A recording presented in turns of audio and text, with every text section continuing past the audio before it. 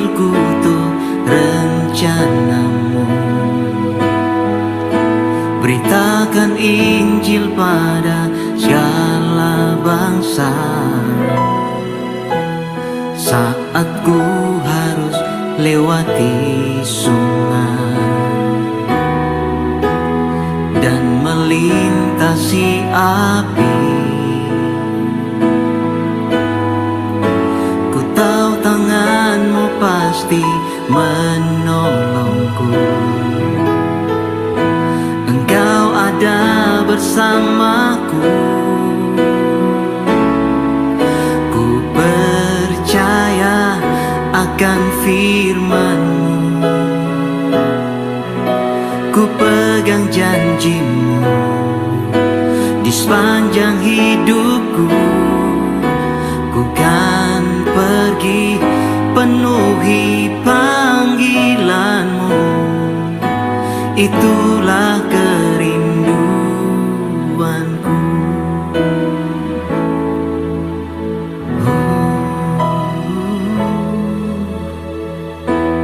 Kau Tuhan yang telah memilihku. Roh-Mu Kau taruh di dalamku. Kau memanggilku untuk rencana-Mu. Beritakan Injil pada segala bangsa. Saat ku harus lewati sungai dan melintasi api,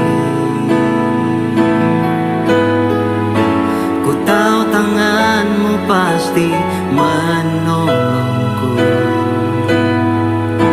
Engkau ada bersamaku. Ku percaya akan firman-Mu. Ku pegang janji-Mu di sepanjang hidupku. Ku kan pergi penuhi panggilan-Mu. Itulah kerinduanku. Oh, ku tak akan takut, ku tak akan berdiam sampai ku genapi rencana-Mu.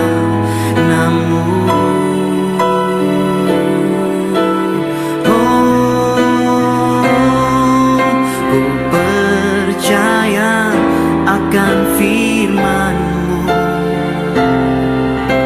Ku pegang janji-Mu di sepanjang hidupku. Ku kan pergi penuhi panggilan-Mu. Itulah kerinduanku.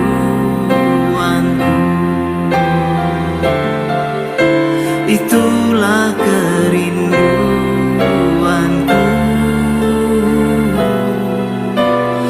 Penuhi panggilan-Mu.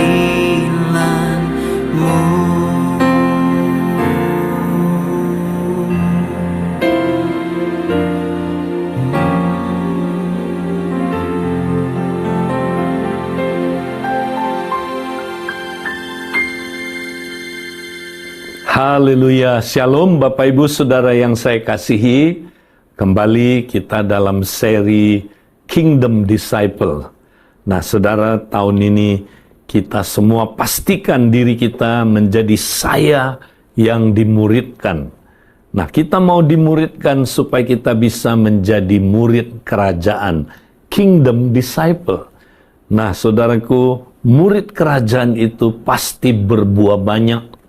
Nah, minggu lalu kita sudah belajar, saudara, bagaimana kita berbuah banyak.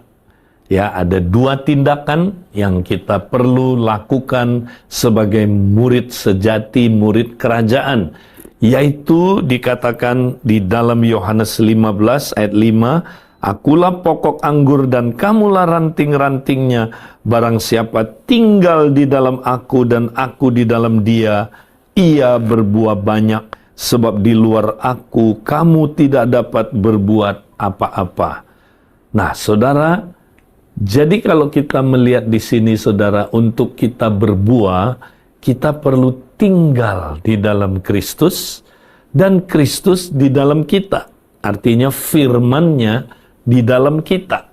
Nah, ini dua hal yang sangat penting, saudara, untuk kita menjadi murid sejati yang menghasilkan buah yang banyak.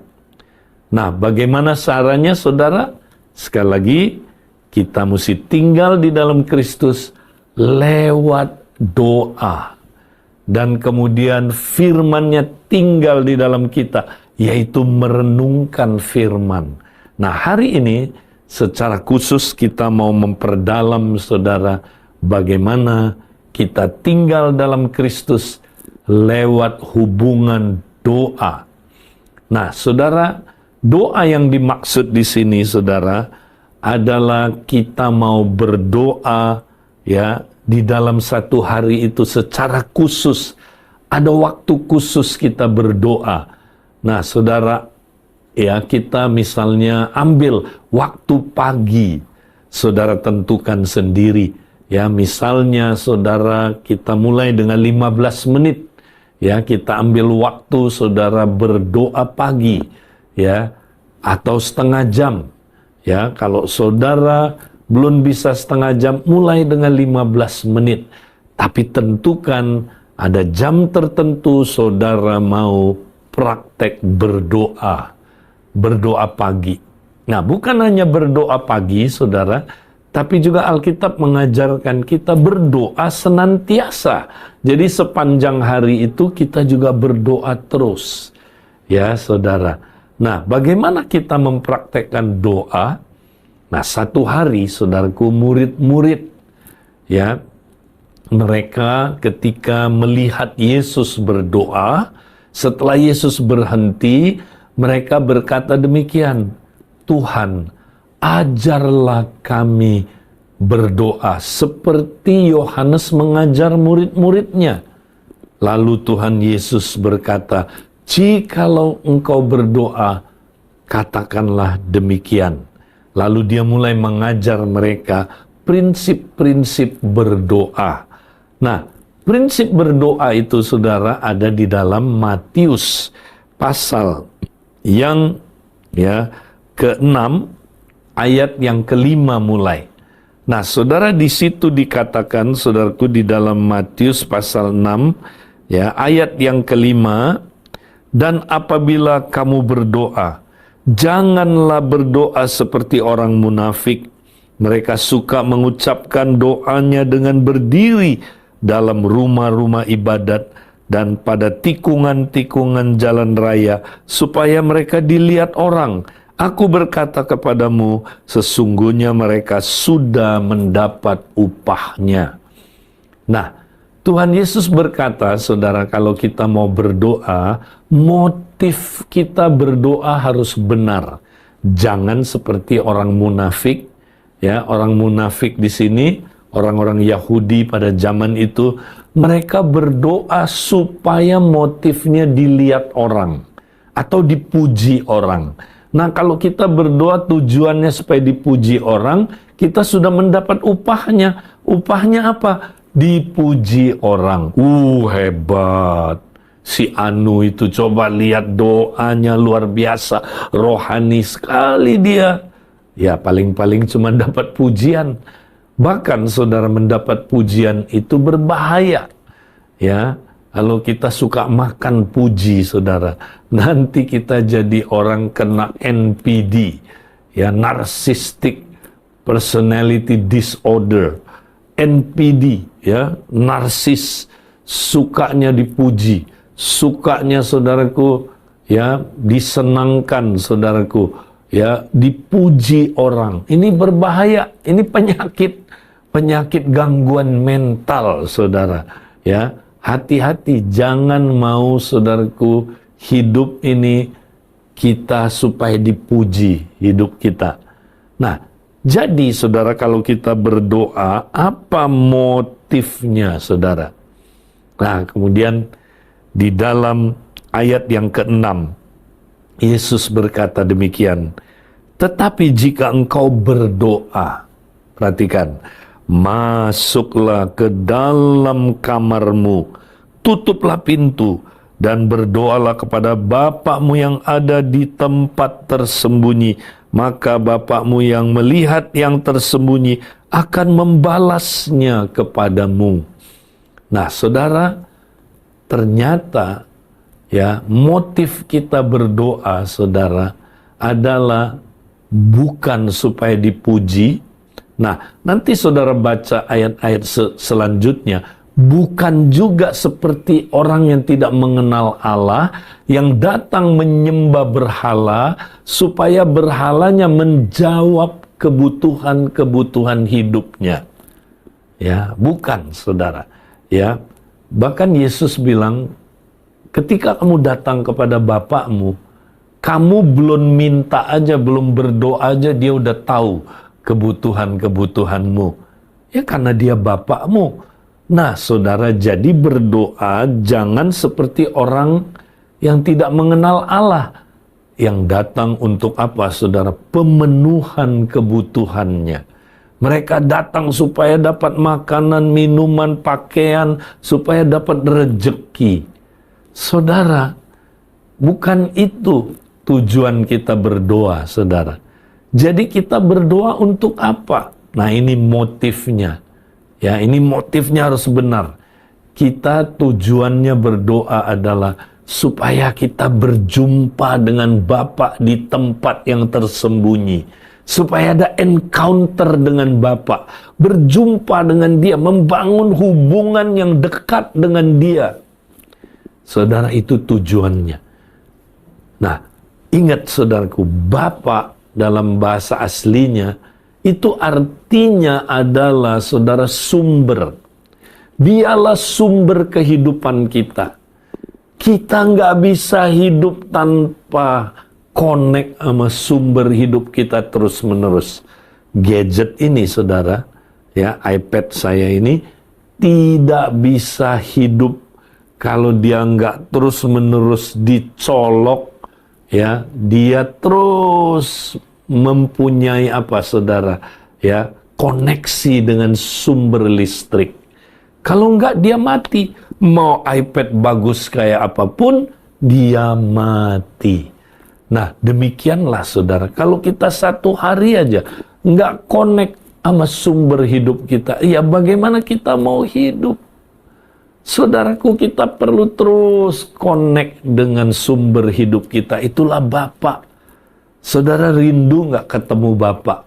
Saudara rindu nggak bangun hubungan dengan Bapak? Saudara rindu nggak punya hubungan dekat dengan Bapak? Itulah yang disebut pengenalan. Apa itu hidup kekal? Hidup kekal adalah mengenal, ya, Allah satu-satunya dan mengenal Yesus Kristus yang diutus oleh Allah. Ya, saudara. Nah, kata mengenal di situ adalah epiginosko.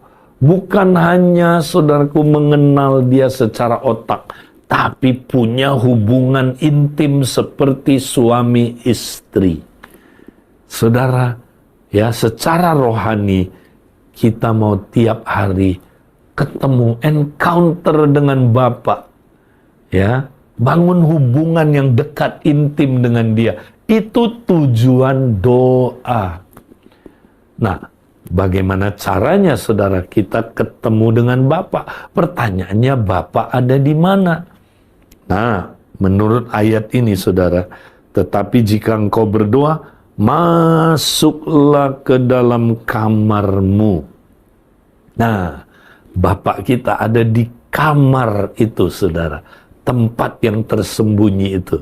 Nah, kata kamar di sini dalam bahasa Yunaninya tameion, itu bukan kamar secara fisik, saudara, tapi itu adalah kamar, ya, secara rohani, saudara.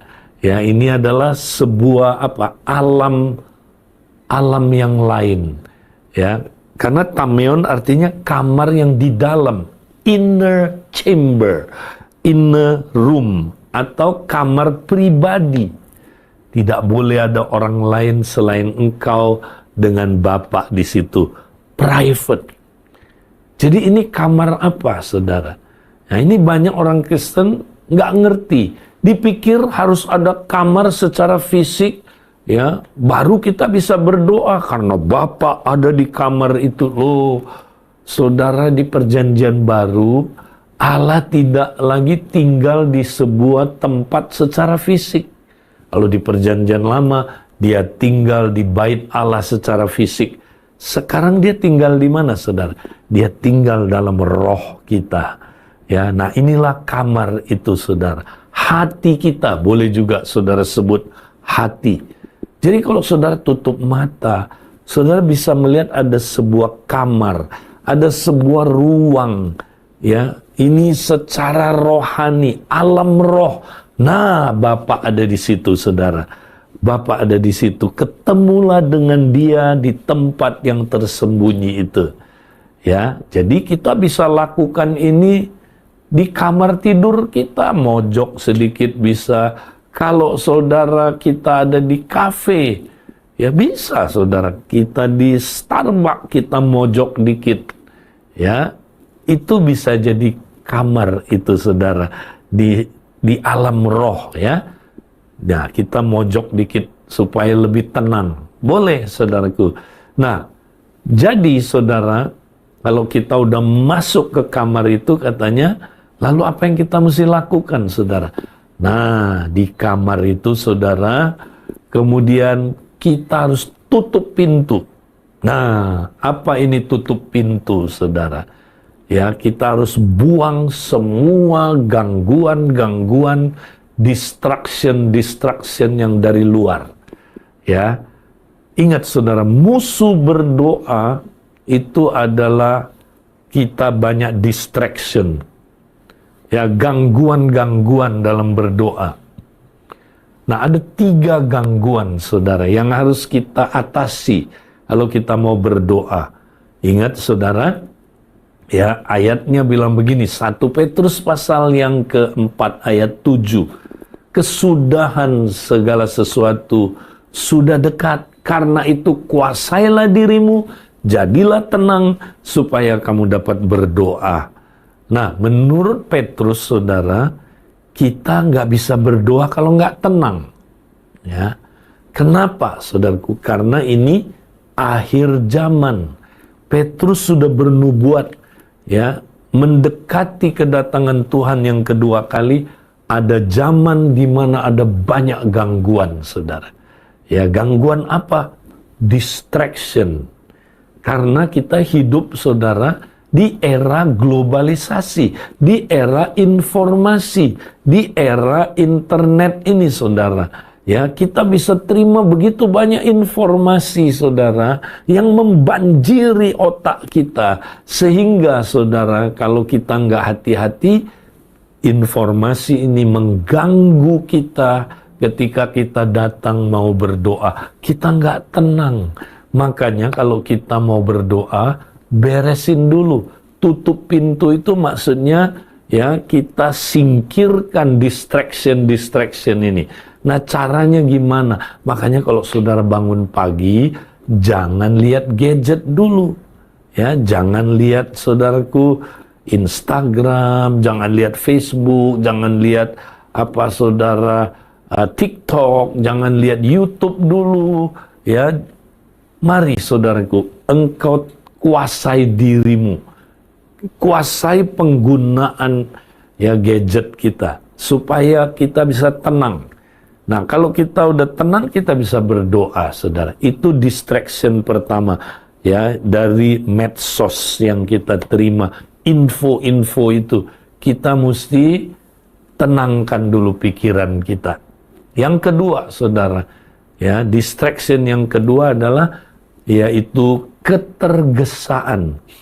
Ingat, saudara, kita sedang hidup di zaman di mana manusia hidup dalam ketergesaan. Apa itu ketergesaan? terlalu sibuk. Ya, ingat saudara, ya, hidup ini sibuk. Nggak ada orang yang nggak sibuk. Orang yang nggak sibuk kalau udah mati, udah dikubur di liang 1 meter kali 2 meter, nah itu udah nggak sibuk. Selama hidup kita sibuk, tapi yang nggak boleh terlalu sibuk. Artinya overloaded. Manusia itu punya keterbatasan, saudara. Dia nggak boleh terlalu sibuk. Kalau dia terlalu sibuk, nanti dia hidupnya tergesa-gesa. Nah, ketergesaan adalah musuh pertumbuhan rohani yang paling besar buat orang-orang yang hidup di zaman sekarang ini, saudara. Jadi kalau kita mau bertumbuh, kata Dallas Willard, kita mesti mengeliminasi ketergesaan. Ya, nah contoh, saudara, kalau kita nggak pernah atur hidup kita, saudara, sesuai dengan prioritas apa yang paling penting, maka kita akan hidup tergesa-gesa. Ya, nanti kita doa tergesa-gesa, baca firman tergesa-gesa, ya, bersekutu tergesa-gesa. Makan aja tergesa-gesa, saudara. Nah, kalau kita udah tergesa-gesa semua, saudara, kita tidak akan pernah berbuah. Karena kita tidak akan bisa berdoa. Ya. Nah, karena itu, saudara, atur hidup kita menurut prioritas apa yang paling penting. Menurut saudara, apakah doa itu penting? Kalau buat saudara doa nggak penting, ya pasti saudara nggak akan prioritaskan waktu untuk berdoa. Tapi kalau doa penting seperti napas, tanpa napas kita mati, ya kayak tadi saudara, kalau carang itu nggak nempel pada pokok, dia mati. Nah, saudara, kalau kita nggak doa, ya kita nggak mungkin saudara hidup berbuah. Itu sebabnya maka kita harus atur waktu, ya, untuk kita berdoa. Tentukan, ya, dalam satu hari jam berapa sampai jam berapa saudara mau berdoa. Saudara jangan berkata begini, kan saya sibuk. Ingat saudara, kita semua sama loh. Ya, satu hari itu kita semua diberi waktu 24 jam. Ya, enggak saya lebih banyak atau saudara lebih banyak. Kita tinggal set waktu kita.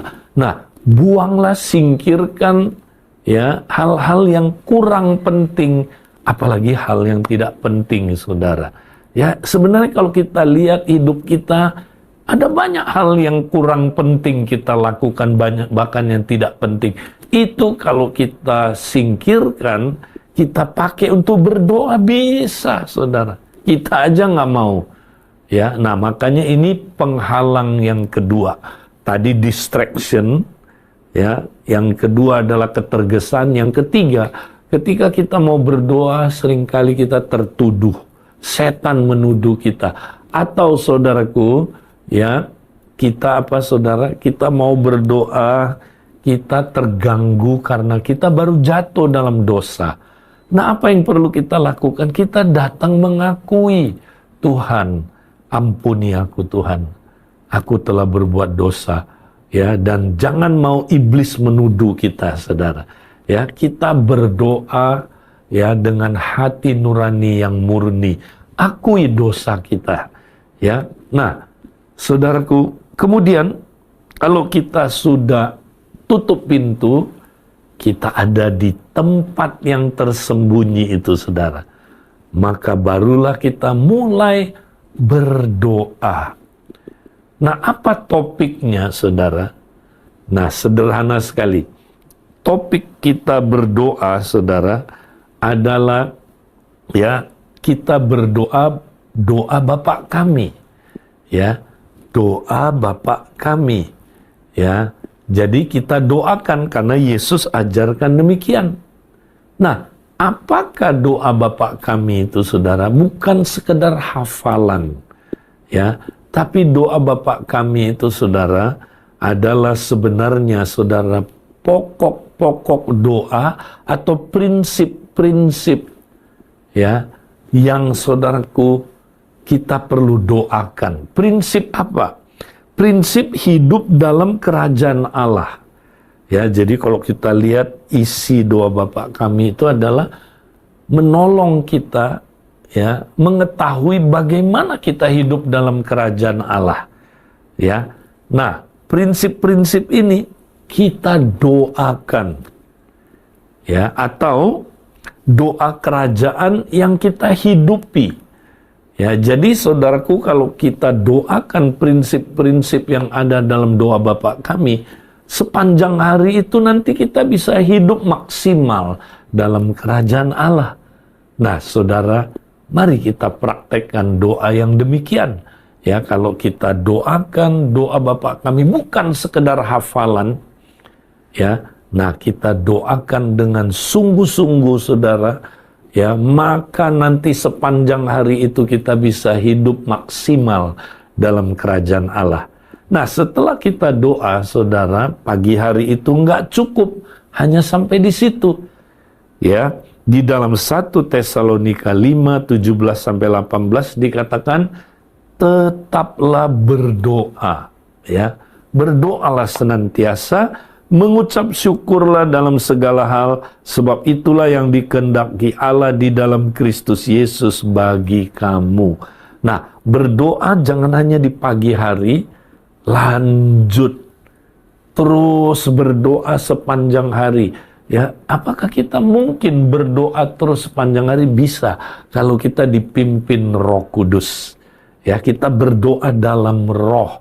Nah, minggu depan kita belajar lagi, saudara, bagaimana kita berdoa dalam roh, sehingga Roh Kudus menolong kita berdoa senantiasa.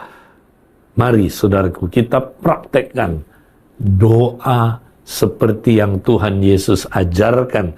Mari kita tinggal pada pokok anggur itu, tinggal dalam Kristus. Ya, dan kita nanti pasti akan, saudaraku, berbuah banyak. Tuhan memberkati kita.